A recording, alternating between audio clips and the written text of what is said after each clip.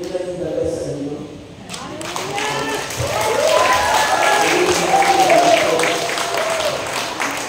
Our gospel is taken from Mark chapter 16.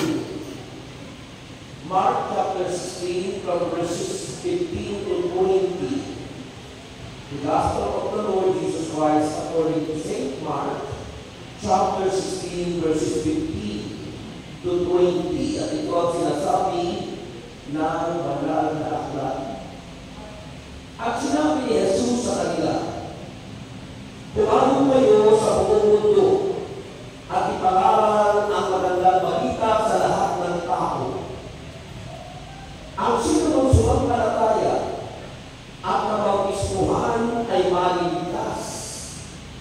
Ngunit ang ayaw sumampalataya ay paparusahan.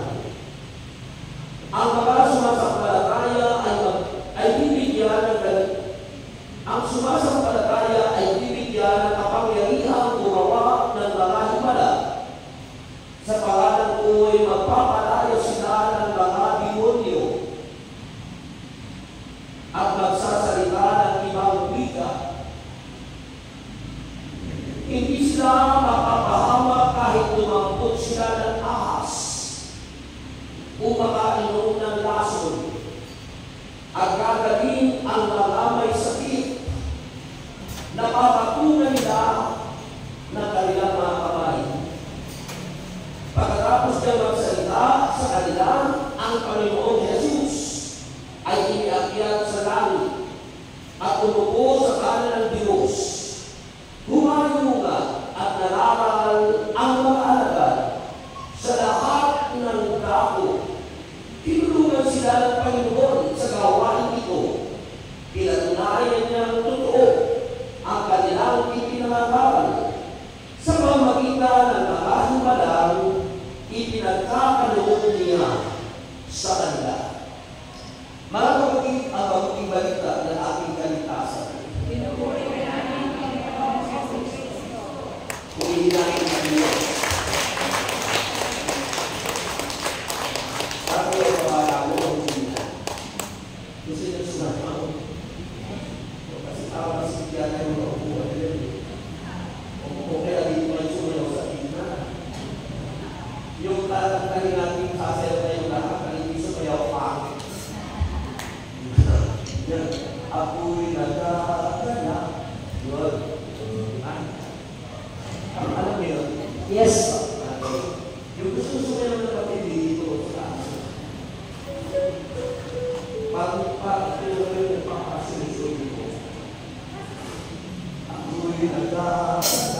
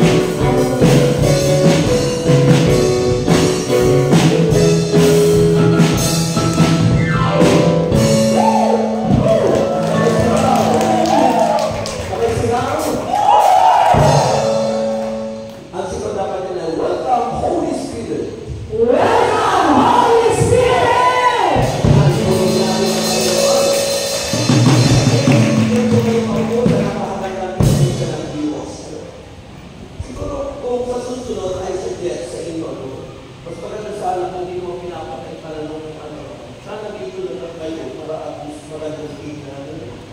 Yung haba-haba. Tapos ang picture nasa gitna. Suggestion ko lang yun para sa maganda. Yung iba kasi church, kaya kalahati lang kasi pinakatay mo kita kasi malakas konsong mo na tayo. Kaya sa inyo naman mamasyakan. Pero kung dito, magandang tingnan. Saka, yung picture ba, yung talagang masarap kasi malapit ka sa nagsasalita. Hindi na Panginoon. Okay.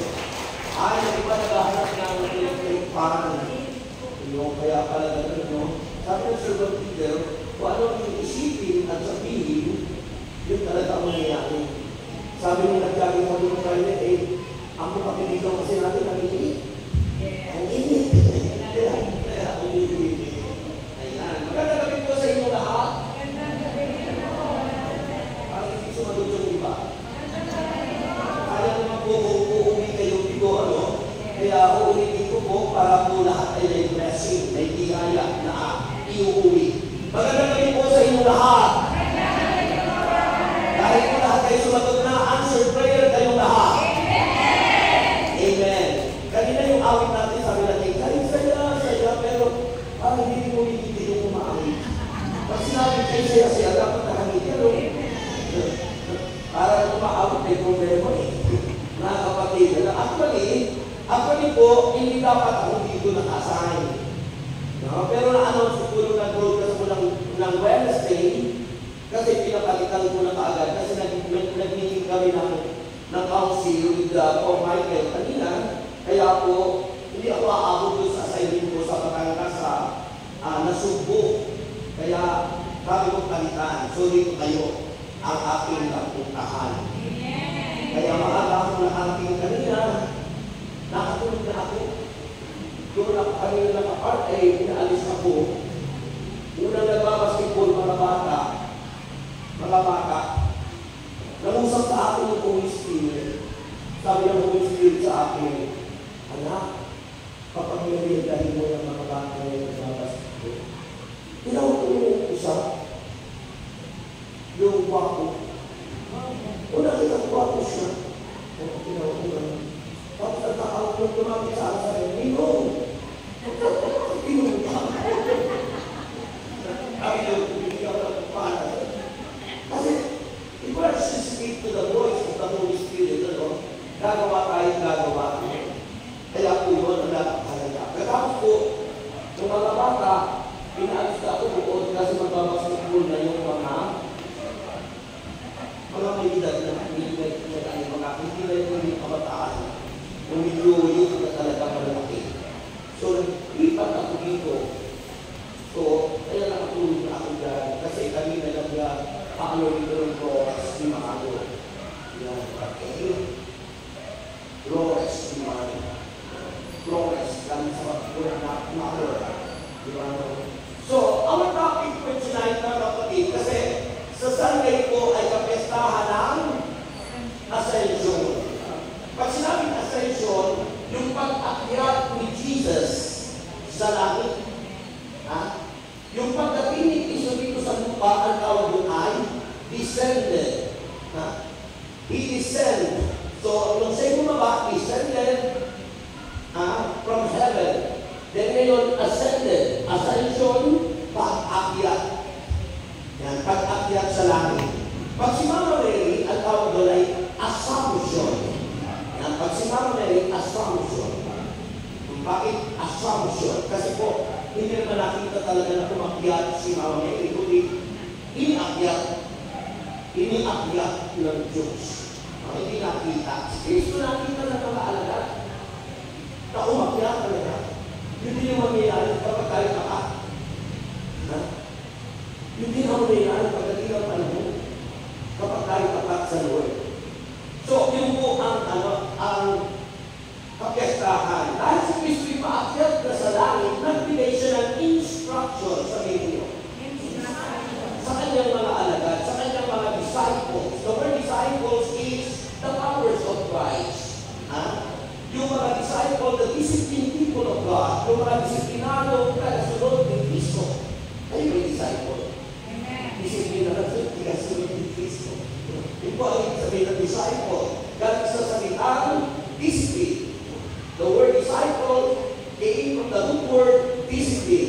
Disciples of Christ is a disciplined people of God. Disiplinadong mga tagasunod ng ating Panginoong Jesucristo na marunong magpuri, pumalakpak, sumayaw, sumigaw sa ating Panginoong Jesucristo.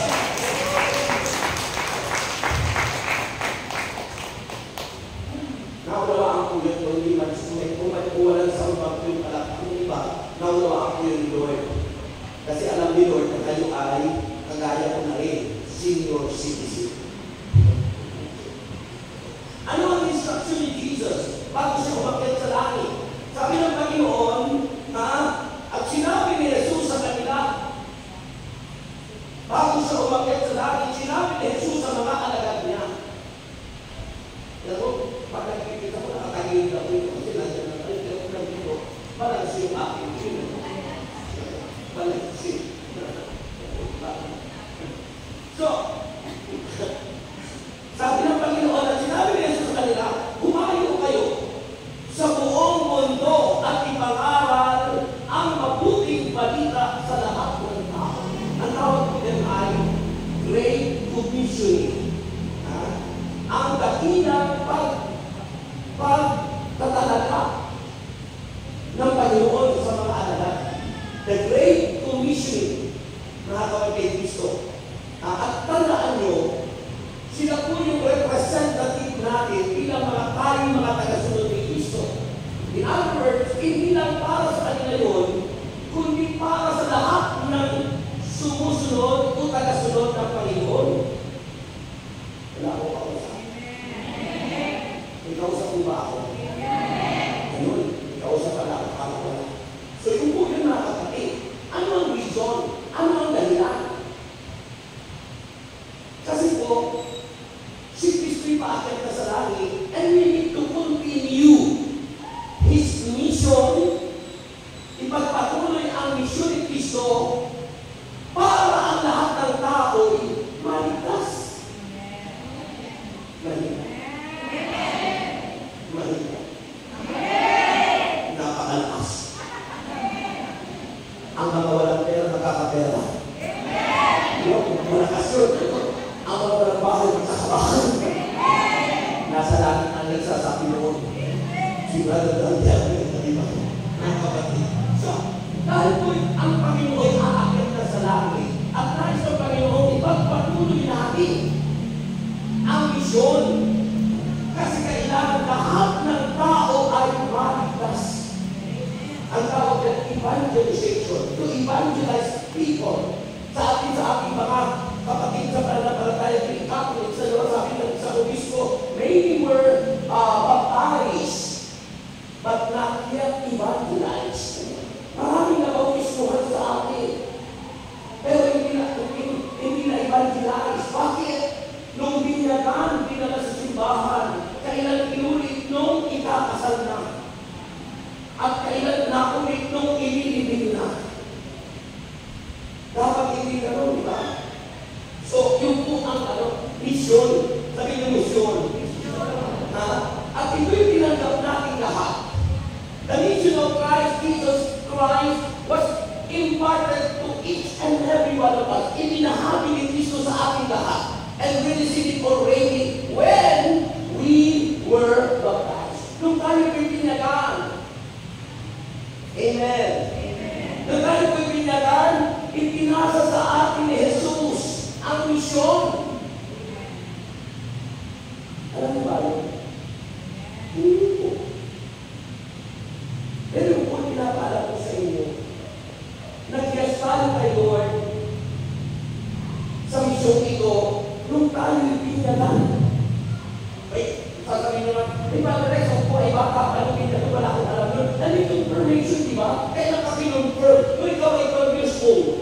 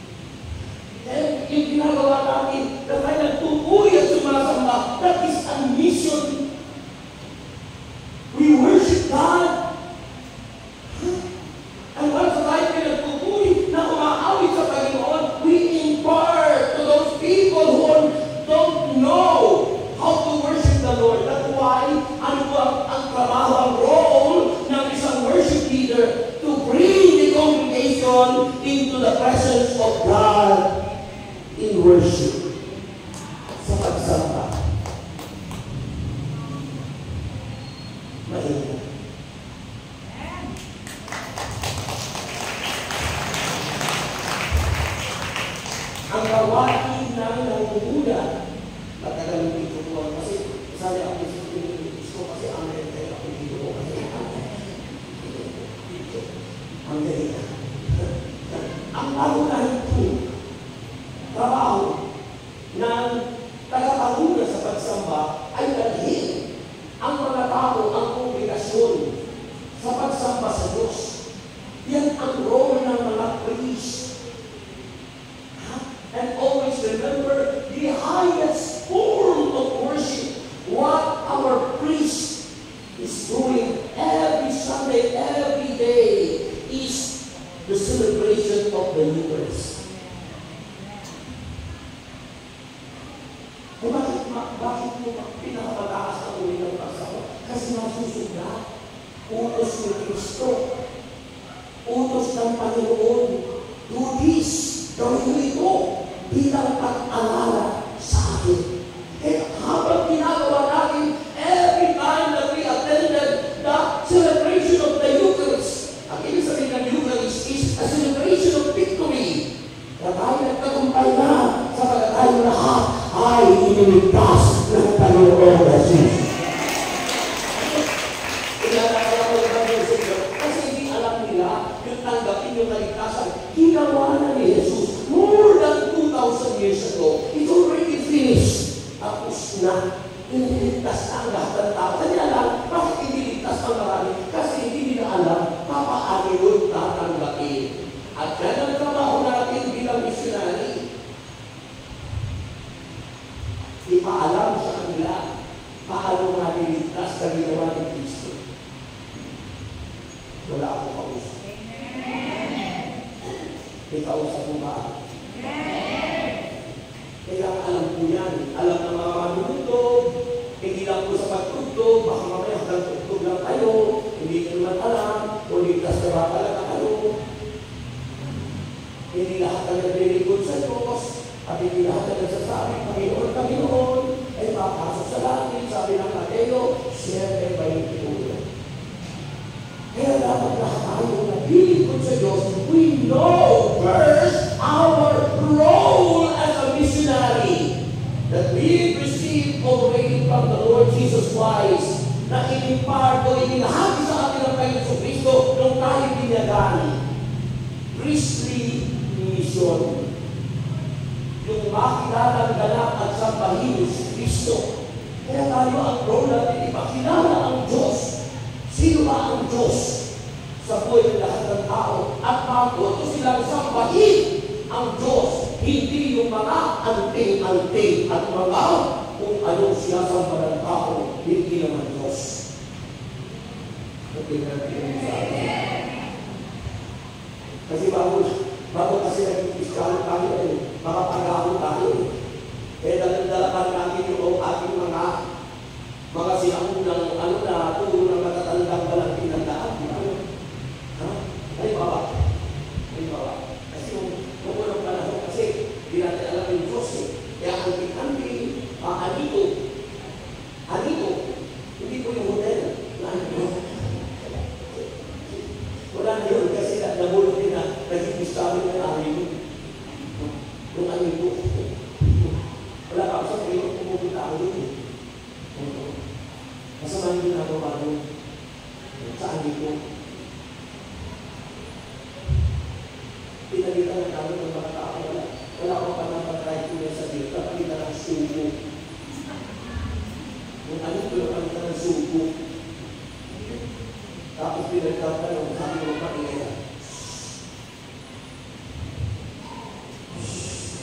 Diba? Alam na alam siya po ako. Sino rin mga kapatid? Kasi napakahalaga po yun. Bilang missionary. Na tayo po, ipakilala natin ang Diyos. Yun ang ating papel, yun ang ating mission. Priestly mission to worship God. Ipakilala sino yung Diyos. And we know God is the Father, the Son, and the Holy Spirit because God is love.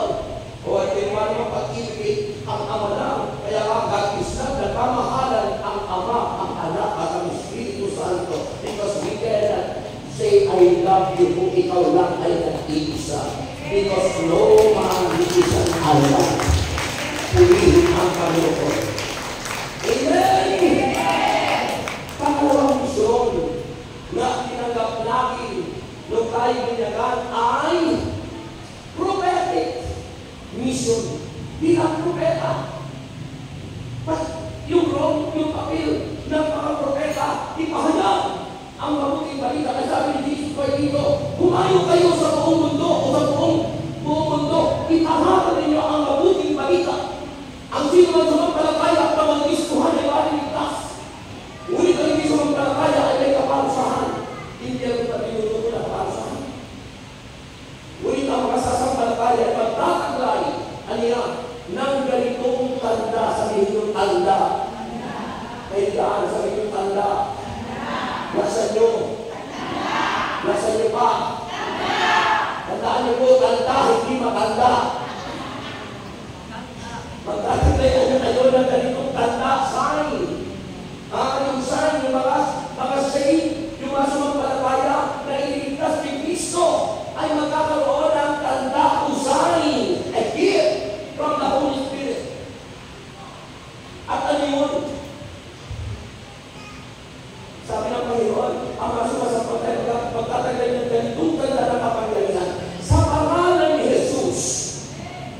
Kasi yung mga hindi sumasampalataya, hindi po pwedeng bumanggit ng Panginoon Kristo na pagsasabing ang tao na si Kristo ay kanyang Panginoon dahil sa Espiritu Santo. Hindi mo naman pwedeng Abba Father. Nasasabi mo lang Abba Father because you are guided by the Spirit of God. Ang hina. Grabe po yung init sa Lord. Pinihid si Lord. So, prophetic mission. Pag sinabing prophetic mission, ipahayag ang mabuting balita. Good news. And what is the good news? The good news is Jesus Christ. Ang mabuting balita ay si Kristo. Because Jesus Christ in the beginning was the Word. John chapter 1 verse 1. And the Word was with God. And the Word was God. Kaya ang mabuting balita ay si Jesus. Kaya pag hindi si Jesus ang inyong binabahagi, chismis yun. Ano tawag ko sa inyo ngayon? Marites. Yung mga marites dyan, nalimutan nila yung maging marites. Ibahagi natin si Kristo ang mabuting balita. Dahil yun ang mission natin. Being a prophet. Propeta. Tagapaghatid ng mabuting balita. At ang mabuting balita ang yung inihatid, mga kapatid, sa isang salita lang ng Panginoon na hinatid po sa kanila, gagaling ang mga may sakit. Ang galing pa sinabi ng Panginoon, sino mga patungan na dalang mga kamay, ang may sakit ay gagaling. Simple po kapangyarihan yun, ano? Lahat na may sakit. Ang sino sumampalataya niya na mabautismuhan, maligtas.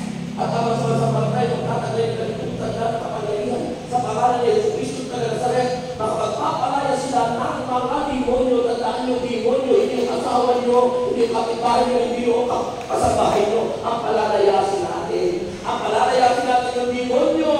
Demonyo yung sakit, demonyo ng kahirapan, lahat ng demonyo. Mga kapatid. At ang hanap ng asawa, yung hanap ng demonyo, yun ang palalayasin mo. Yung demonyo sa pagkat ang demonyo ay masamang espiritu.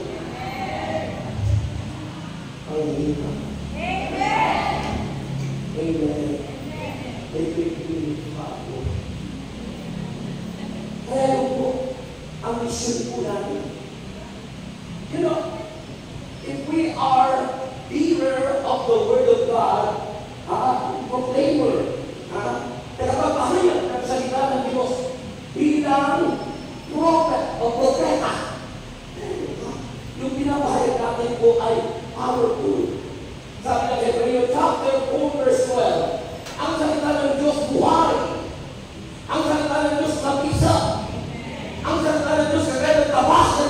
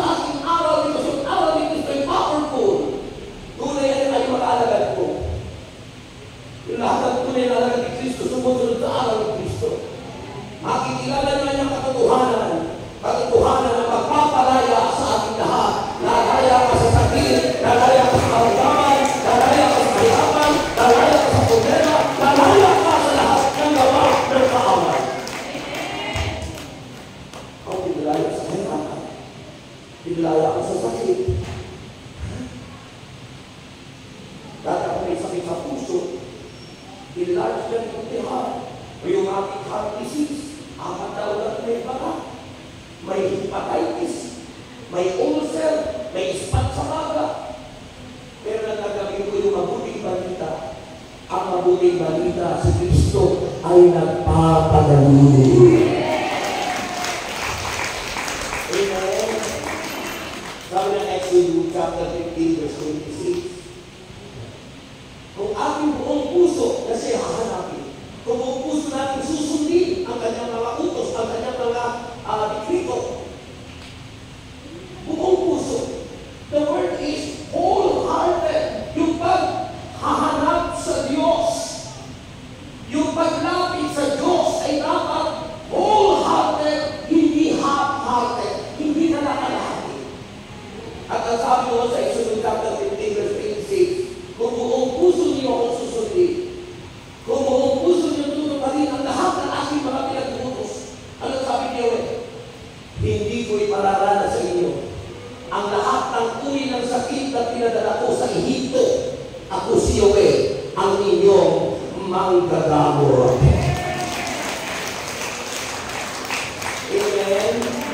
Doon ang dami yung awitin. I am the God that healeth thee. I am the Lord, your healer. I send my word. Ipinadala ko sa inyo ang aking salita, si Jesus. And I heal your disease. Eh, sino ba nagpagaling yung word? Which is Jesus Himself. I send my word to heal you.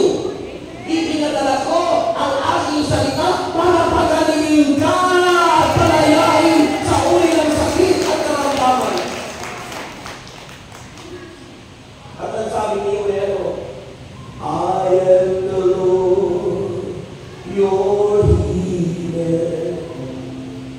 Si Kristo, ang salita ng Diyos na nagpapagaling. Amen, diba? At ang pangatlong misyon, yung introduction ko, hanggang doon na lang kasi 8:30 lang daw kayo.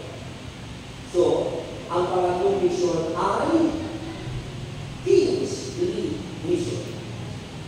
King, it means authority. It means power. Sabi niyo, power. Ulitin niyo. Power. Sabi niyo, power. Ulitin niyo, power. Yun, power, authority. Ang ibig sabihin ng hari, King's division. Si Kristo, the King of Kings and the Lord of Lords. Authority. Our authority is Jesus Christ. Kaya kapag tayo ay nagsasabi, pinapalayas ang demonyo, in the name of Jesus Christ of Nazareth. That is the authority of the Christian. Ang pangalan ni Jesus Kristo'y makakamiliya. Diba? Kaya pinili chapter 2, every knee shall bow. Every tongue confess. Wala akong kausap. Every tongue confess that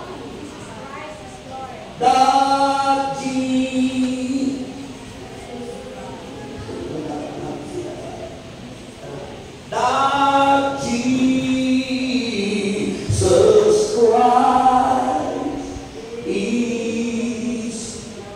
Ayun, purihin natin si Jesus. His name is powerful. That every knee shall bow and tongue confess.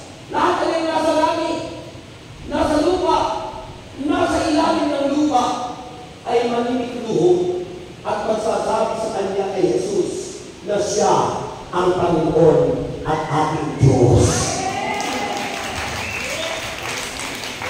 Kawawa naman yung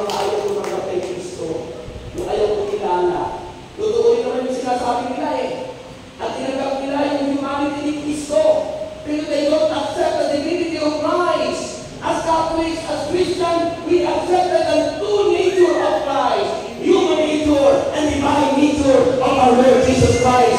Say 100% tao, say 100% na Diyos. Hallelujah. Amen. At sinabi sa sulat sa San Juan na ang hindi tumatanggap sa Ama, sa Anak, at sa Espiritu Santo ay mga anti-Kristo. Ay ba yung anti-Christ? Ang mga anti-Kristo yung ayaw kay Kristo. Kaya nung nangyakaral si Kristo tungkol sa body of Christ and the blood of Jesus, nakasulat yun sa John chapter 6. Nataon sa tapat na verse 66. Maybe 666. John chapter 6, verse 66. Sabi na ito doon, dahil sa araw ni Kristo yun, hindi nila matanggap na yung tinapay at alak ay nagiging katawan ni Kristo. At dahil doon silang lahat ay nagsialis at iniwan si Kristo. John chapter 6, verse 66, 666. Ang mga ayaw kay Kristo ay anti-Kristo. Kaya kung kayo nag-uot mga Katoliko, kumakanta sa gawain ng Panginoon, nagsasabing kayo'y Katoliko, pero ayaw nyo nang tanggapin yung araw ni Kristo, tayo'y mga anti-Kristo. Patuloy na tinulong sa akin. Always remember the truth hurts, but remember the truth ang magpapalaya sa mga taong pinag-ibig ng kaaway. The truth will set you free. Amen. Kaya ano nangyari? Umalis sila, tinanong ni Kristo, sila San Pedro at Juan, o kayo, aalis din ba kayo? Aalis din ba kayo? Lilipat na ibang fellowship. Sabi ng mga alagad, si San Pedro, at saka si San Juan, si Santiago, Panginoon, nasa sa iyo ang buhay. Ano pa kami aalis sa iyo? Ay ikaw ang buhay. Ikaw ang katotohanan. At ikaw ang Diyos na nanggaling sa langit na katawang tao sa pagliligtas sa ating lahat. Grabe mo yung palapak niyo sa Lord. Kaya napakalaga ng ating role and the importance of baptism. Because when we were baptized, we accepted that mission. Nung tayo binalang, tinanggap natin yun kay Kristo. Pagkatapos na kami mo, hindi ko alam yun. Ako yung desasuripan niya, ako yung sigero, ako tayo, ang pagsinurura sa aking paglasing kayo. Kami nga nagpapatuloy sa mga Facebook na ano, ibang sekta. Ako kanina sa ako ito, ako kanina si Pero, babae, dito bakit nurumay dito? Hindi nakikinig kapag may nakakakain. Dahil ang pananampalataya, sabi ng Roma 10:17, ay nag-uumpisa sa pakikinig at sa patuloy na pakikinig ng salita ng Diyos. Kaya kung ang tao hindi nakikinig, ng salita ng Diyos, hindi tayo lalago. Kung tayo'y susulpot, limitaw para kabuti sa dumi ng kalabaw. Lumilitaw lang kapag may ulan at tulog. Ay hindi po tayo lalago. Pero kung lagi kayong tumadalo at lagi kayong umaalit, hindi nakakalimutan ang inyong schedule tuwing Biyernes dito, nakatitig ako pagdating ni Kristo. Sak makakasama tayo lahat at makakasama tayo magpapailanman. Ikaw pa rin. O sinasabi yun ng 1 Thessalonians chapter 4. Pagdating ni Kristo, kukunin ang mga tapat ilalagay sa alapaap at sabon at makakasama niya tayo magpagkailanman. Ikaw pa rin.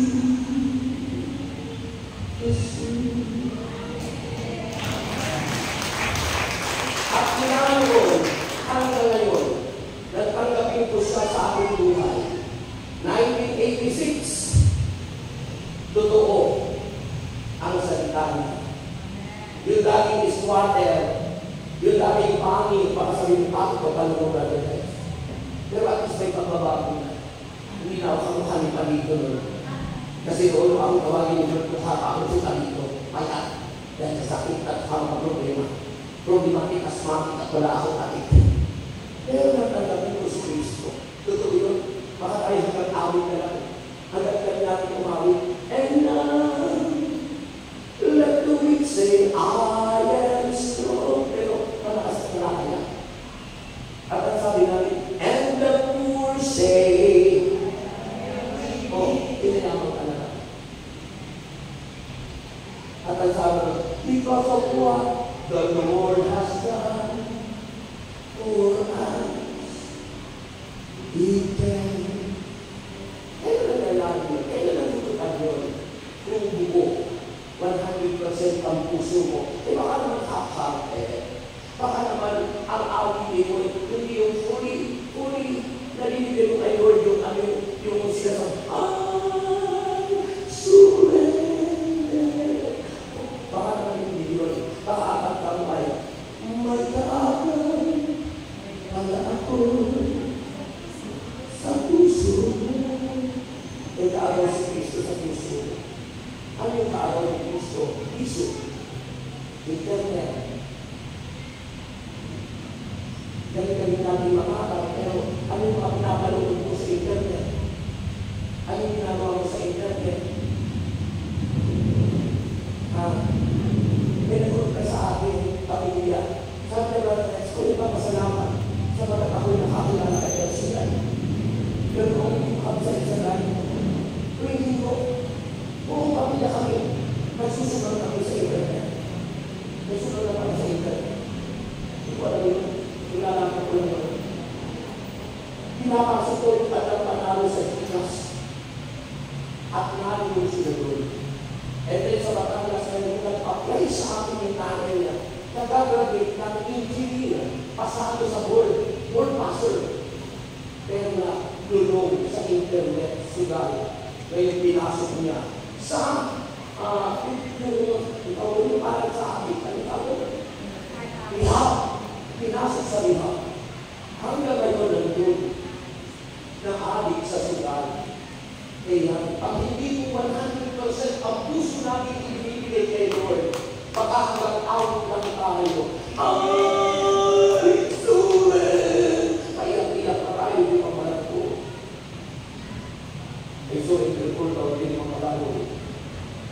Hinahanap ni Lord, 100%. Without visitation, without entrances sa puso natin, yun ang nais ni Lord sa akin.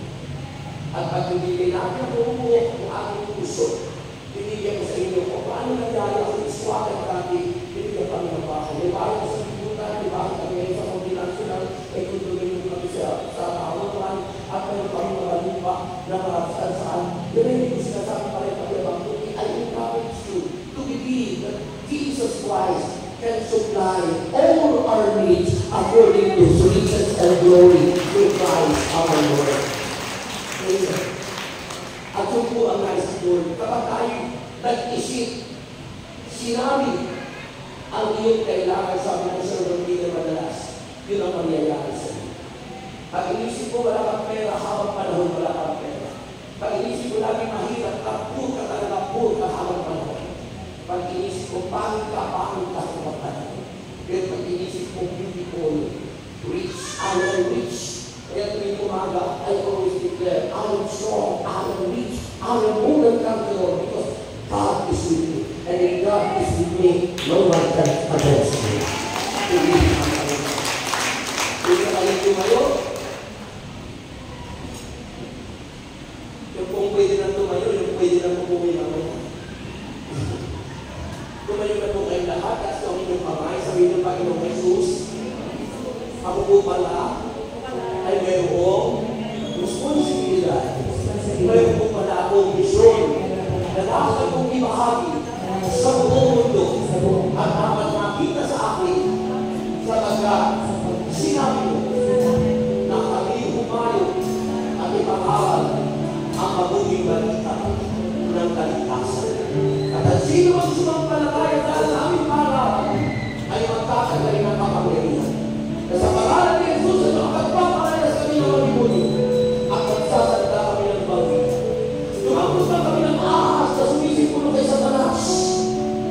hindi man kami nagtaas na simpulo ng kasalanan, ay hindi kami maano. Sapagkat ikaw ang aming protector, ang aming gabay at patnubay sa araw-araw na aming buhay. Kaya Panginoon, kami sila ang asa at sa iyo kami. Ikaw ang nagawin sa araw na declare Amen. Maghari ka o Diyos sa ating buhay. Maghari ka, Amen, sa aking puso. Amen. Amen. Nagpo ng buhay ko'y bago. Yes, pag-uwi mo ang aming mga buhay mo.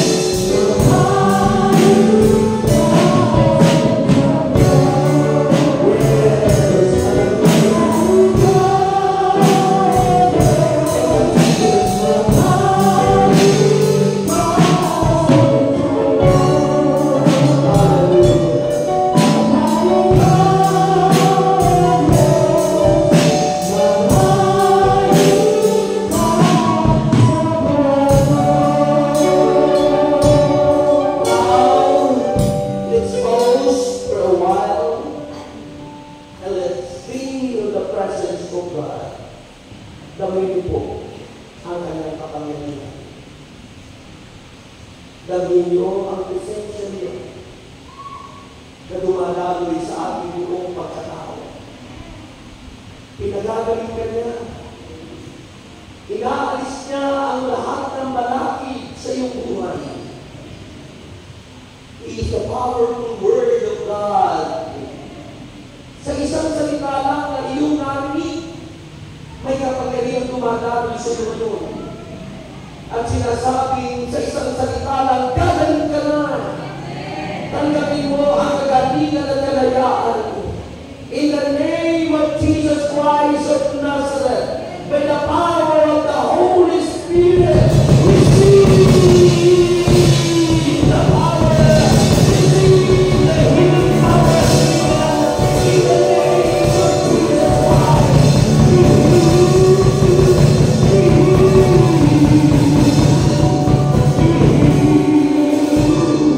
In Jesus' name. And Lord, fill our mind with your anointing and power.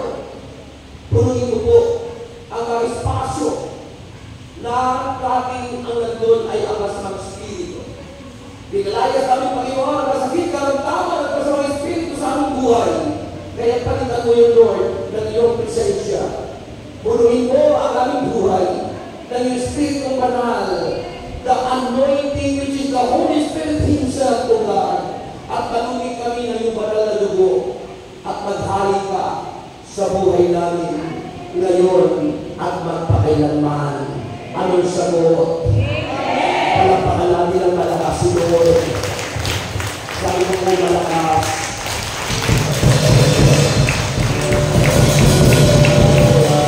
Nakitaas ang lahat ng nalalaan. Panyo, asin, langis, Biblia, wallet, bag, passport. Pagkatapos ko mag-pray mamaya sa katapusan, iahabis ko sa ibang modos. Tatlo. Alam mo, sa kakasasang mundo na inahabis ng servant leader, 25 countries ang napuntahan ko sa kasasambo. Because we believe natin it's impossible. Sa kanya wala imposible. Sa akin imposible, makarating ako ng Amerika yung apelido ko. Pero nung wilingin ko, sinambot ko, nakarating ako sa Amerika. Los Angeles, California. 10 years visa, multiple pa. Kaya ngayon may mangyayari sa inyo. Kahiling na. Taas ang lahat na yan.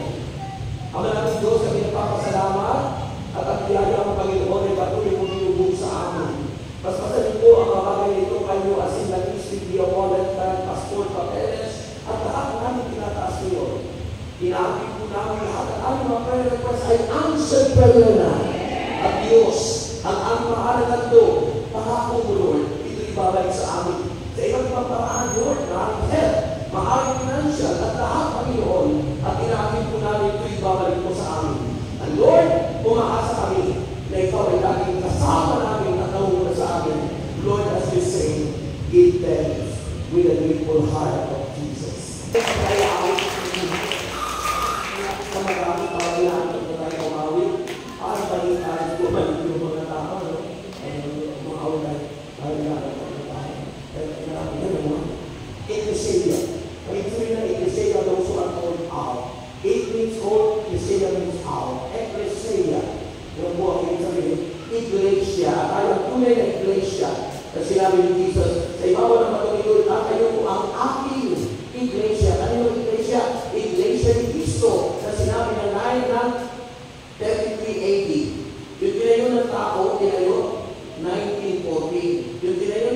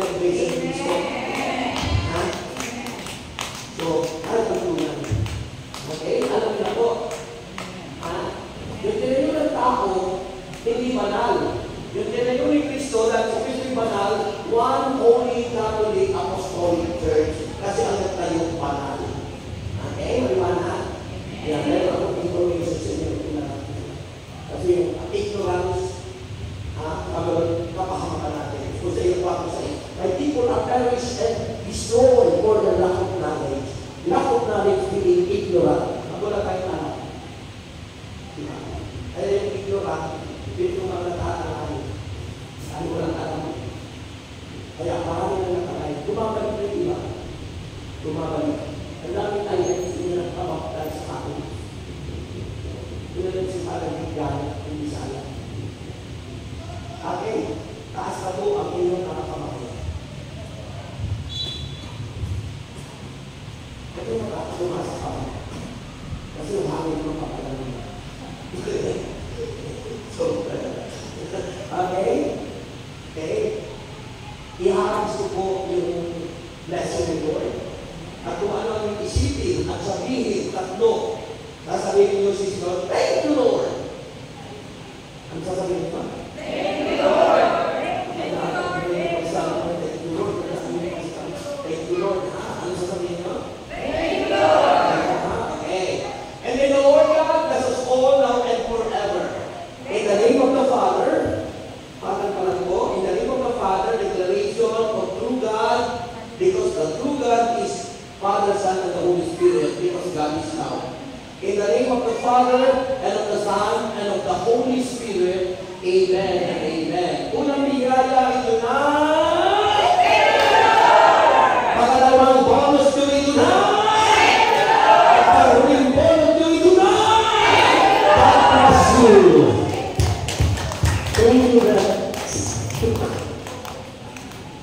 Thank you po. Kung meron pong bago, nandiyan po namin, i-welcome po namin. Kaya kasama po natin siya, Rashida.